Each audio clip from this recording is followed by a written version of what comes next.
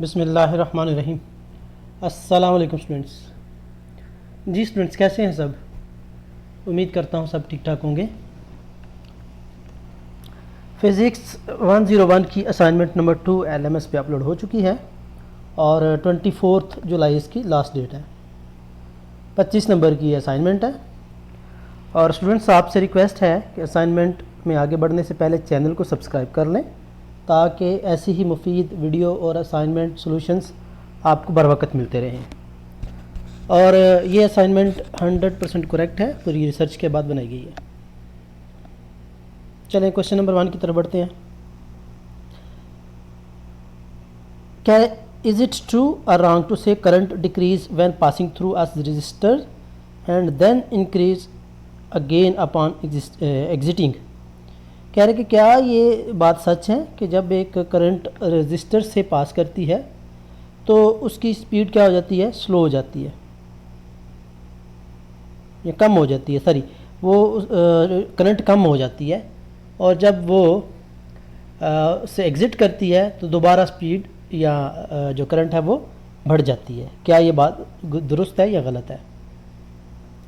तो स्टूडेंट्स, इसको समझने के लिए पहले मैं यहाँ पर एक डायग्राम मैंने यहाँ पर बनाई हुई है। इस डायग्राम की मदद से हम क्लियरली समझ पाएंगे इस फिनोमेना को। अच्छा, ये देखिए यहाँ पर ये रेजिस्टेंस हमने लगाई हुई है, ठीक है। अगर तो सपोज़ ये इलेक्ट्रॉन की स्ट्रीम है, ये इलेक्ट्रॉन की लाइन है, अगर तो एक इलेक्ट्रॉन होता तो ऑब्वियस ही बात थी कि इधर आके ये इसको रेजिस्ट कर रहा है इलेक्ट्रॉन को, इधर स्लो हो जाता, जब बाहर निकलता तो फिर ये फास्ट हो जाता। लेकिन करंट की सूरत में ऐसा नहीं है, इलेक्ट्रॉन एक नहीं है बल्कि इलेक्ट्रॉन की स्ट्रीम होती है। सपोज़ अगर ये इलेक्ट्रॉन स्लो हो रहे हैं तो पीछे वाले भी क्या हो जाएंगे? पीछे वाले भी स्लो हो जाएंगे, ठीक है। अगर ये इधर एग्ज़िट कर रहा है तो एग्ज़िट करने के बाद फिर वो कंटिन्यू करता है तो बाकी भी उसी स्पीड से कंटिन्यू करेंगे। यानी इसमें स्पीड का स्लो या ज़्यादा होना मान ही नहीं रखता, यानी वो एग्जिस्ट नहीं करता। करंट उतनी ही रहेगी जितने पहले इलेक्ट्रॉन थे, इस क्या बोलते हैं इसको, रेजिस्टेंस से पहले, रेजिस्टेंस पास होने के बाद भी वो इलेक्ट्रॉन की तादाद उतनी ही रहेगी। सो यही फिनोमेना है, ठीक है। अगर दूसरी फिगर से भी आप समझना चाहें तो ये सपोज करंट है, ये करंट एज होल आल्दो इसमें फ्रीली मूव कर रही थी, लेकिन अगर ये करंट देखें तो इस रेजिस्टेंस से करंट ये पास कर रही है, एज होल ही पास करेगी, ठीक है।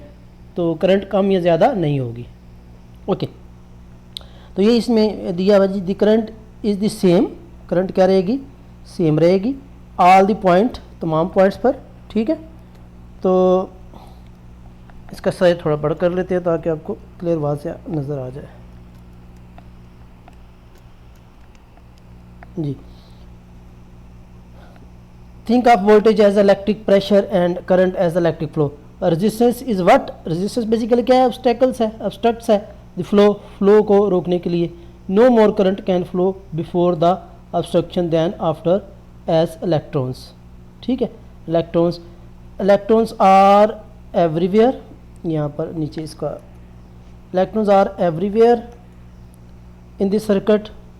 If some electrons get slow, then all electrons will get slow. In figure it can be seen clearly. यानी ये फिगर में आप इजीली देख सकते हैं, ठीक है जी। ये पहले क्वेश्चन का आंसर हो गया। सेकंड क्वेश्चन देखते हैं। Using the law of physics, why do waves change path when there speed change? कह रहे कि वेव अपनी स्पीड चेंज करती हैं तो पाथ चेंज क्यों हो जाता है? फिज़िक्स का फिनोमेना बताना है कि कौन सा फिनोमेना यूज़ करके ये काम होता है। तो ये रिफ्रैक्शन है जी।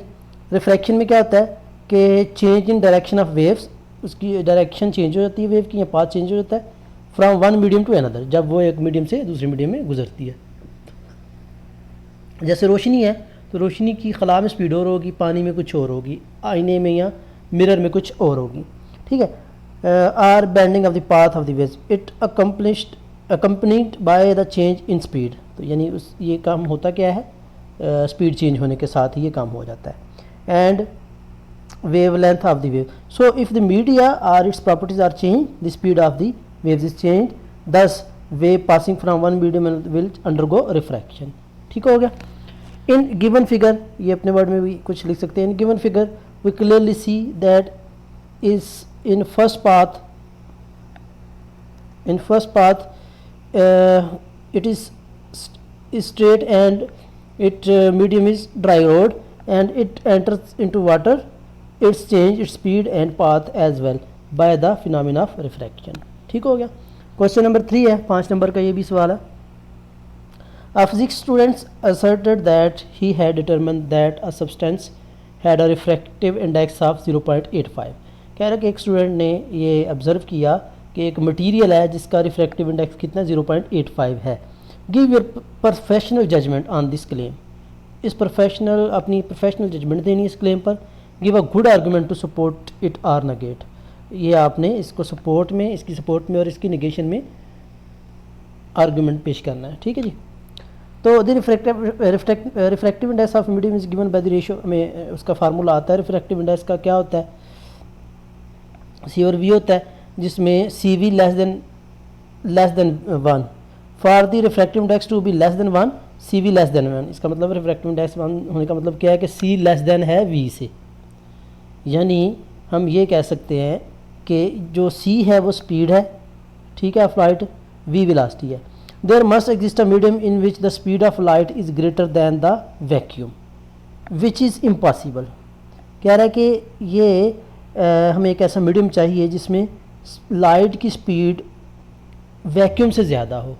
यानी एक ऐसा मीडियम जिसमें लाइट की स्पीड वैक्यूम की निस्बत क्या हो, ज़्यादा हो। तो ये ऐसा पॉसिबल नहीं है, अभी तक ऐसा कोई मीडियम नहीं मिला। ठीक है, तो वैक्यूम में स्पीड की सॉरी लाइट की स्पीड सबसे ज़्यादा होती है। Since vacuum is the medium in which light travels fastest, so any value refractive index is possible as long as is greater than 1, therefore is an impossible and impractical value of the refractive index।